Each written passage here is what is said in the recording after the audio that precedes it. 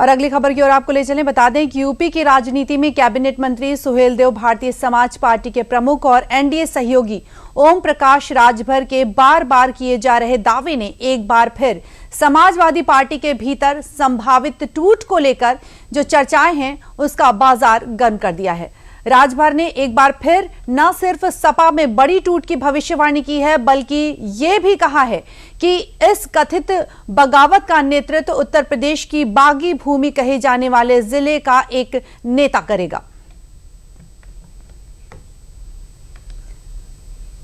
दरअसल यूपी सरकार में मंत्री ओम प्रकाश राजभर ने सोशल मीडिया पर एक लंबी पोस्ट करते हुए दावा किया कि समाजवादी पार्टी के अंदर असंतोष बढ़ रहा है और जल्द ही इसका जो असर है वो दिखाई भी देगा।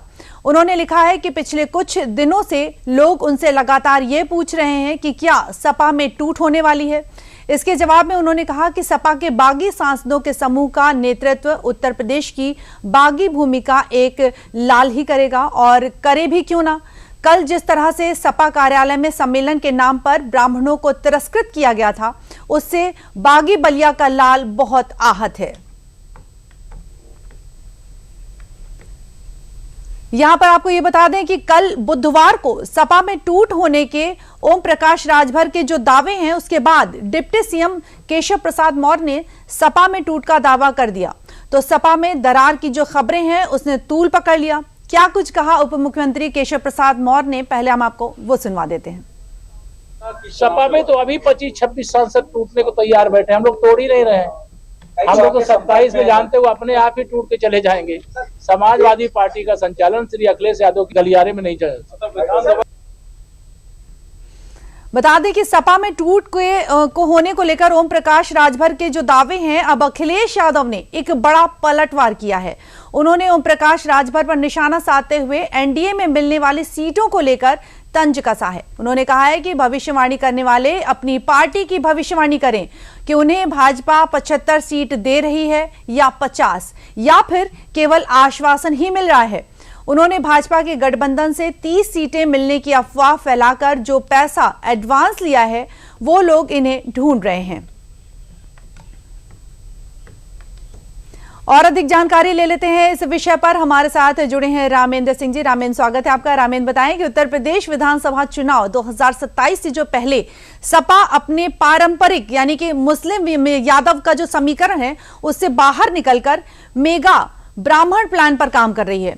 क्या सपा का ये जो नया समीकरण है यानी कि 2027 विधानसभा के चुनाव की बात करें तो कारगर साबित हो सकता है? लेकिन निधि, ओवैसी ने बहराइच में की मटेरा सीट पर अपने उम्मीदवार को घोषित कर दिया और उन्होंने एक बात कही है कि अगर किसी को हमारा मुस्लिम समाज दरी नहीं बिछाएगा, अगर उस सत्ता में भागीदारी देना चाहते हैं तो हम किसी भी दल से मिलने के लिए तैयार हैं।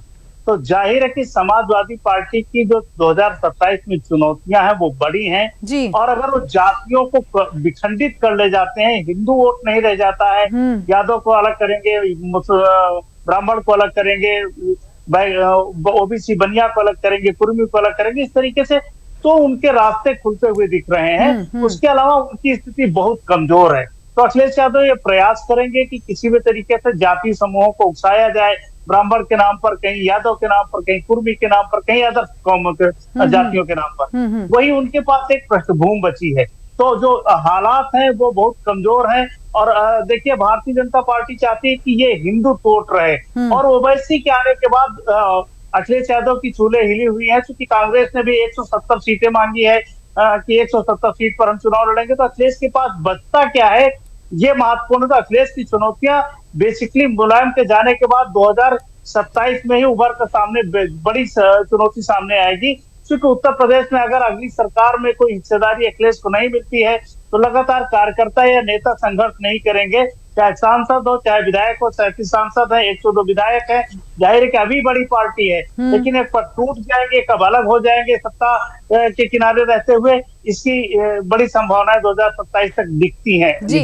आगामी चुनाव की बात करें तो आगामी चुनाव को देखते हुए क्या सपा ने अपनी पार्टी कार्यकर्ताओं को किस तरह के जो निर्देश हैं वो दिए हैं कि 2027 का जो विधानसभा चुनाव है उसको देखते हुए अपने पार्टी कार्यकर्ताओं को किस तरह के निर्देश दिए हैं? देखिए, समाजवादी पार्टी को बहुत अच्छी तरह पता है कि केवल मुस्लिम यादव वोटों के सहारे चुनाव नहीं जीता जा सकता। उनके एक सांसद ने कहा कि हम चाहते हैं कि जो मुस्लिम है वो अपने 4-4 हिंदू दोस्त बनाए।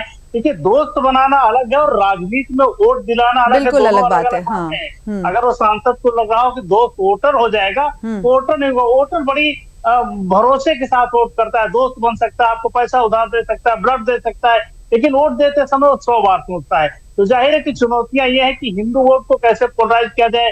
अब वो मंदिर बनाने की बात कर रहे हैं कि हमने मंदिर बना लिया है, भगवान राम के अनुयायी हैं, तो टोन जो है वो अखिलेश यादव की पूरी बदल चुकी है।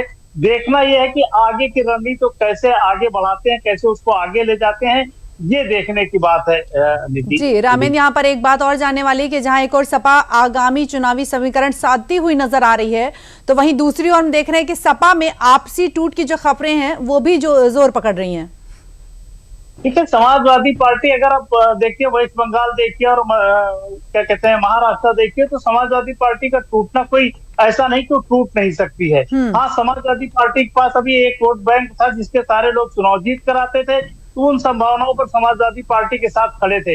लेकिन वो संभावनाएं धीमे धीमे धूमिल हो रही हैं। लोगों को लगता है कि ओवैसी के आने के बाद, कुछ और दलों के गठबंधन बनने के बाद समाजवादी पार्टी में ये रुतबा भी नहीं रह जाएगा कि हम चुनाव जीतने की गारंटी लेकर जाएं। तो जाहिर है कि उसके बाद टूट शुरू होगी, लोग अपने अपने आशियाने तलाशेंगे और कोई जितने नेता हैं वो केवल जनता की सेवा के नाम पर आते हैं, जनता की सेवा करने नहीं आते हैं, उनके अपने हित कहां सदेंगे वहां जाकर रुकेंगे।